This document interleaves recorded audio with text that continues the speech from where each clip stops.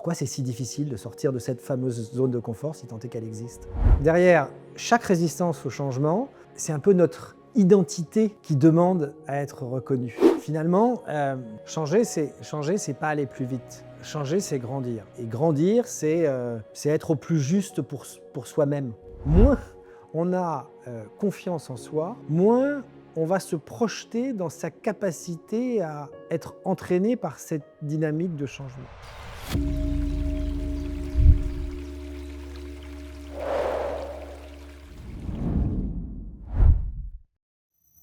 Bonjour, je suis Fabien Bonnet, je suis le cofondateur de Changers, qui est un cabinet de conseil en gestion du changement.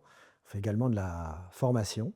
Comme son nom l'indique, on est spécialisé sur le changement. Alors, on peut se poser la question de savoir ce que c'est que le changement, particulièrement dans un contexte professionnel. Le changement, c'est quelque chose qu'on a voulu, une évolution de l'offre d'une société. Ça peut être quelque chose qui est subi par la société. Ça peut être lié à un rachat d'entreprise. Bref, des situations où on va avoir les équipes, que ce soit les équipes de management ou les collaborateurs, qui vont rentrer dans un monde qu'ils ne connaissent pas, avec des perspectives qui sont souvent des perspectives inquiétantes. 70% ce qu'on appelle les transformations échouent. On a un vrai sujet. Il se trouve que dans mon passé professionnel, je suis beaucoup intervenu dans la direction de sociétés qui étaient confrontées à des problématiques de changement, souvent dans un contexte de rapprochement, d'unité d'autres entreprises, et que paradoxalement, ça a été des situations que j'aimais. J'aimais l'incertitude du changement, mais j'ai compris aussi que nombre de personnes n'aimaient pas le changement. Et lorsque j'ai créé ma première structure, qui était à l'époque sur des sujets de transformation, sur des problématiques digitales, j'ai fait évoluer il y a 5 ans en créant Changers. Alors, ce qu'on entend par transformation d'entreprise, c'est souvent des plans, des PowerPoint, des plannings. Or, la réalité, c'est que 70% des projets de transformation échouent. Pourquoi est-ce qu'ils échouent? Parce qu'on a juste oublié qu'à un moment donné, de la transformation ou du changement, ça devait se faire en prenant en compte les équipes, les hommes, les collaborateurs, leur résistance. Et que si on n'était pas capable de traiter ce niveau-là, ces sujets-là, ça ne fonctionnait pas. Si on doit le résumer, le changement, ce n'est pas un outil. Le changement, c'est d'abord une aventure humaine. Lorsqu'on parle du changement d'entreprise, mais ça vaut aussi pour tous les changements, on a l'impression que ce sont les règles qui bougent. Mais c'est aussi nous qui devons bouger. Or, notre première manifestation, c'est souvent de résister, que ce soit activement, en se rebellant, que ce soit passivement, que ce soit en se cachant, en se dissimulant. On en revient toujours à la manière dont chacun nous ressentons le changement, les conséquences, et ça c'est absolument fondamental. C'est fondamental de le comprendre pour soi-même, mais c'est aussi pour les managers fondamental de le comprendre au sein de son équipe. On parle souvent de zone de confort. Je ne sais pas très bien ce que c'est que la zone de confort. Enfin si, je sais ce que c'est que la zone de confort, mais je ne sais pas si c'est bénéfique de sortir de la zone de confort.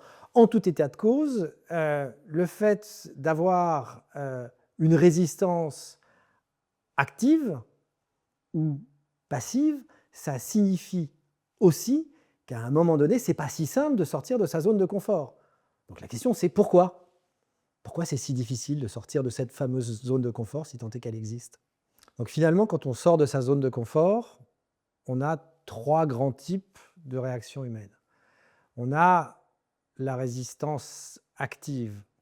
On manifeste activement, c'est visible que l'on n'est pas d'accord, que ça ne va pas. Il y a la résistance passive. Elle est souvent plus difficile à détecter finalement, la résistance passive, parce qu'il n'y a pas de manifestation. Le pire étant l'indifférence, parce que là, l'indifférence, on s'oublie. Et puis on est oublié aussi parce que c'est pas visible, l'indifférence. Donc il faut être extrêmement vigilant, puis il faut aussi être conscient. En fait, ces réactions, ce n'est pas des erreurs. C'est juste à chaque fois quelqu'un, soi-même, l'autre, qui essaye de se positionner vis-à-vis de quelque chose qu'il ne comprend pas, qu'il ne connaît pas, qui est inconnu. Et c'est ça qu'il faut comprendre, et c'est aussi ça qu'il faut respecter. Oui, il y a un exemple qui me vient en tête. Un ingénieur, une nouvelle plateforme logicielle pour améliorer les capacités d'innovation sur une gamme de produits.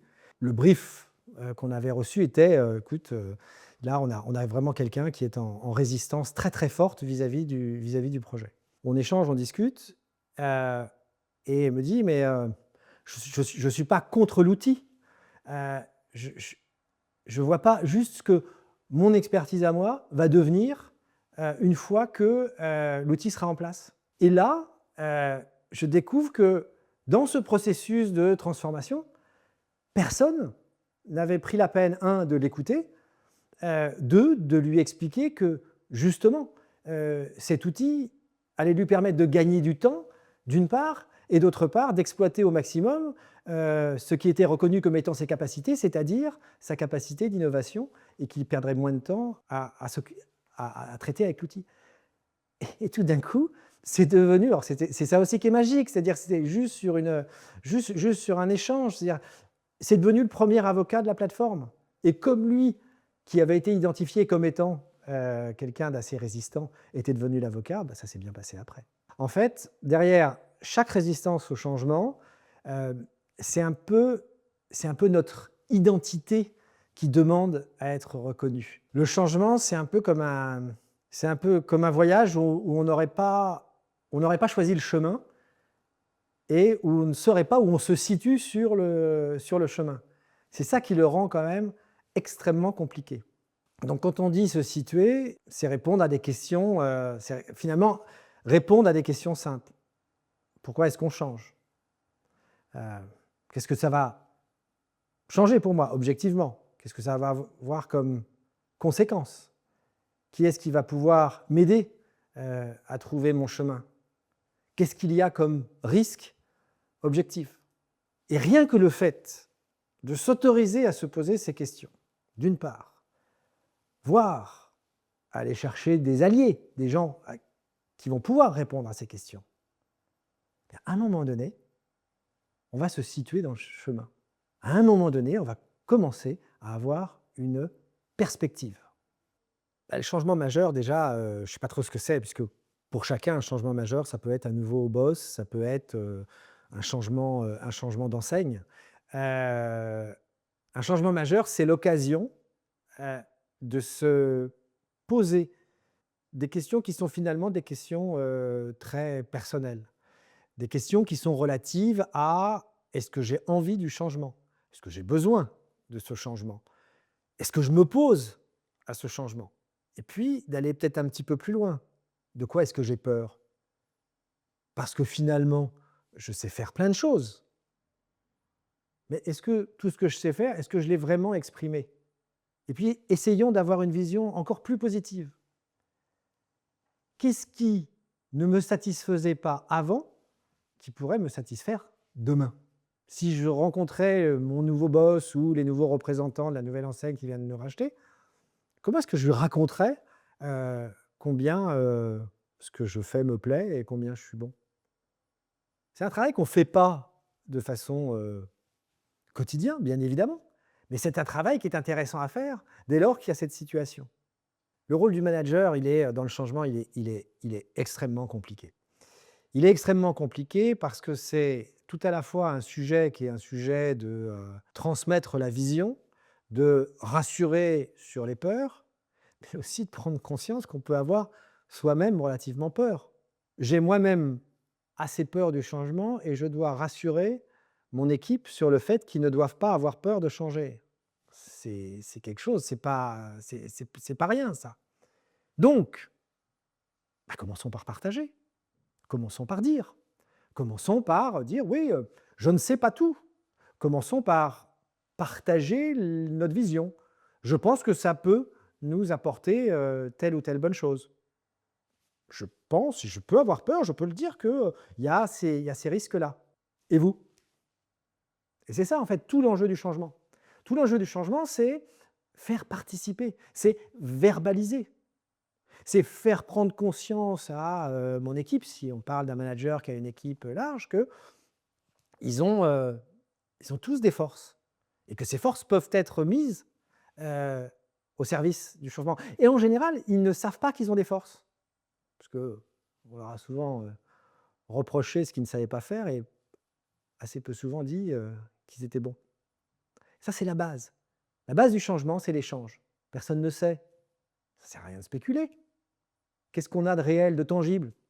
Nos forces, ce qu'on sait faire, ce qu'on sait produire, et les problèmes qu'on voudrait résoudre. On n'est pas à l'abri d'une bonne nouvelle non plus. Avant de changer les process, avant de vouloir changer les process, il faut engager la conversation. J'ai un exemple en tête d'une équipe qui était vraiment bloquée.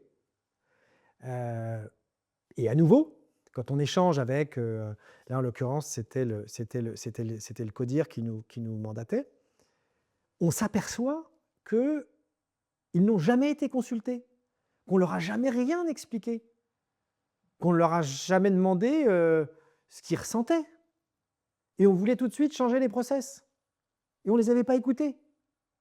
Donc on revient sur les réactions de résistance. Donc qu'est-ce qu'on a fait? On est reparti à zéro. Alors, en général, quand on est sur des situations de crise, de changement, bien évidemment, c'est toujours un peu trop tard. Donc on est revenu en arrière, il y a eu une forme de mea culpa, et on a écouté. Et on a écouté chacun. Chacun n'avait pas les mêmes choses à dire, chacun n'avait pas les mêmes peurs. Mais à un moment donné, chacun s'est senti écouté. Et donc à partir de ce moment-là, on a pu commencer à se projeter. Le dialogue, c'est la base de l'adhésion. Si je ne peux pas m'exprimer, chacun va s'exprimer différemment, en fonction que vous soyez plus ou moins extraverti. Mais si je ne peux pas prendre pour moi ce changement, voir comment cela va se traduire pour moi, je ne vais pas pouvoir adhérer.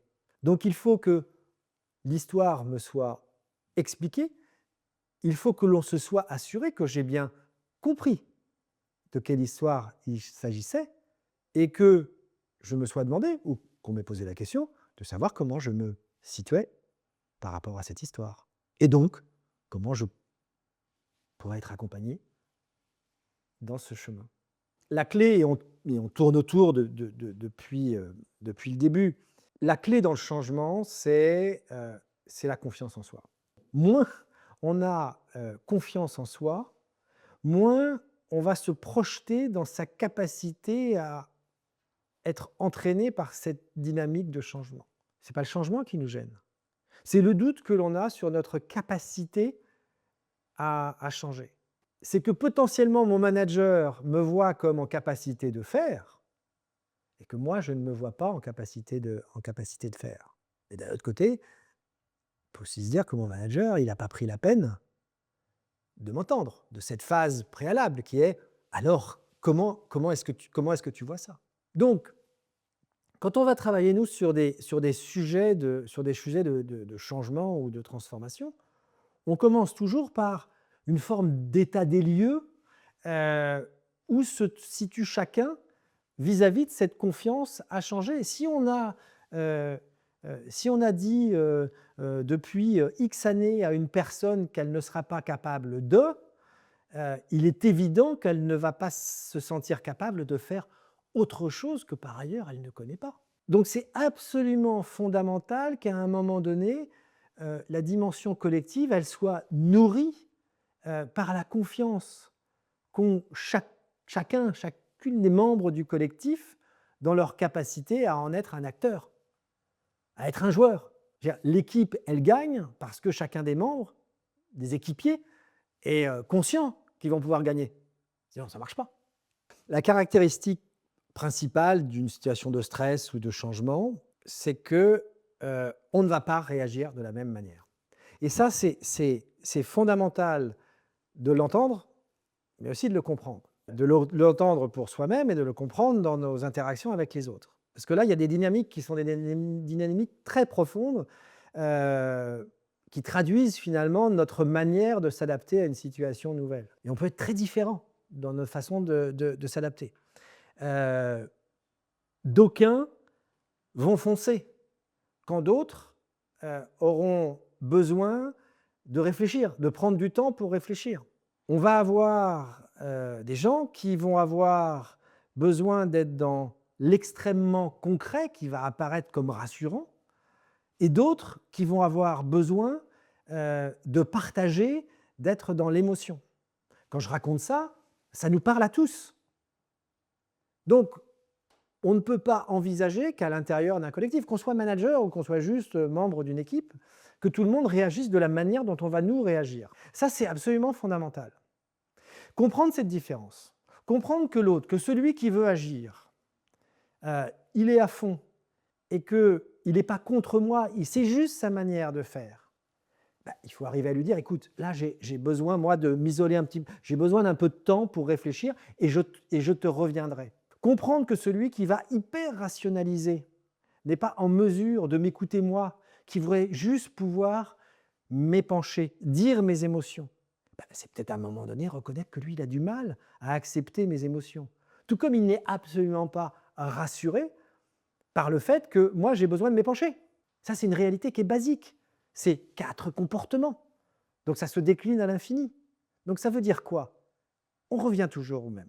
On revient sur voilà comment moi, je me situe, la connaissance de moi qui fait que voilà comment je suis face au changement. Oui, j'ai besoin de vous traduire mes émotions. J'ai besoin de vous dire que j'ai peur. J'ai besoin de vous dire que je ne suis pas bien. Et ensuite, c'est le partage. C'est aussi comprendre. C'est comprendre que la réaction de l'autre, elle n'est pas dirigée contre moi. C'est juste sa manière à elle, à cette personne, de gérer le changement. Dans ces situations de changement, il faut qu'on arrive à comprendre ce qu'est la position du manager, que l'on soit le collaborateur ou qu'on soit soi-même manager. Le manager a souvent été élevé dans un rôle qu'on pourrait assimiler à celui d'un super-héros, où il est là pour, certes pour contrôler, mais pour prévoir, pour expliquer, pour rationaliser. On oublie juste une chose, c'est que dans ces situations de changement, ces situations de changement, elles impactent aussi le manager. Si on fait un parallèle avec la famille, c'est pareil. La situation de changement, à un moment donné, elle concerne aussi les parents. Ils doivent expliquer aux enfants. Je ne suis pas en train de vous dire que les collaborateurs sont des enfants. Je suis juste en train de dire que le changement, on est dans un écosystème. Cet écosystème, et c'est la beauté du changement, c'est qu'il responsabilise tout le monde. Donc, cessons d'attendre que le manager soit ce super-héros qui va tout résoudre. Quand on est un manager, ayons quand même posé les questions à nos propres managers pour savoir la direction, comprendre vers où on va, n'avoir pas tué ses propres questions pour pouvoir répondre éventuellement aux questions des autres. Et puis surtout, et ça c'est quelque chose qui est absolument essentiel, il ne faut pas hésiter à dire je ne sais pas. L'origine du management, c'est ménager. Donc on peut dire que tout parallèle avec la famille peut nous être utile et c'est pour le comprendre. Quand effectivement on a un changement d'école pour un enfant, qu'est-ce qu'on va lui dire? On va lui dire que, 1, il va se faire un nouveau copain. 2, tu vas voir, c'est bien. 3, j'ai rencontré la maîtresse, elle est très sympa. Mais surtout, on va lui dire, t'inquiète pas, papa ou maman, ce soir, seront là et je te ferai un œuf à la coque et de la mousse au chocolat. C'est ça qui est essentiel. Ce qui est essentiel, c'est qu'à un moment donné, le changement n'implique pas une perte totale des repères. Et donc, c'est le rôle du manager, mais c'est aussi la responsabilité des collaborateurs de se dire que on est à un moment donné encore tous ensemble et on peut se soutenir. Donc, si on le résume, on pourrait dire que les équipes, elles n'attendent pas un héros, elles n'attendent pas que leur manager devienne un super-héros. Elles attendent juste qu'il soit présent. C'est ce que vous attendez, rappelez-vous, quand vous avez changé d'école.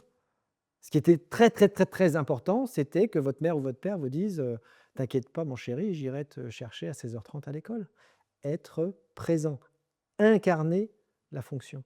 Quand est-ce qu'un changement est réussi? C'est une question qu'on nous pose souvent et parfois on a tendance à vouloir matricer ça dans un tableur Excel. En fait, pas du tout. Pas du tout. En fait, un changement est réussi quand on le voit, quand on le voit chez les gens. Un changement est réussi quand on voit que les gens se reparlent, quand on voit que il n'y a plus de conflit.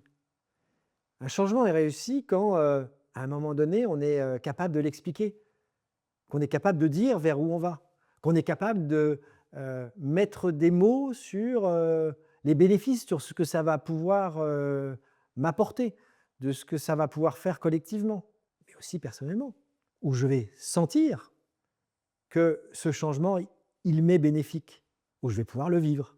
Dans un séminaire autour de problématiques de changement, on avait une équipe, voilà, on avait une équipe qui était assez bloquée et on a posé une seule question.